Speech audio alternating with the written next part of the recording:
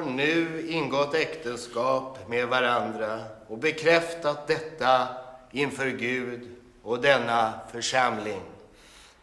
Ni är nu man och hustru. Må Herren vara med er och leda er i sin sanning, nu och alltid.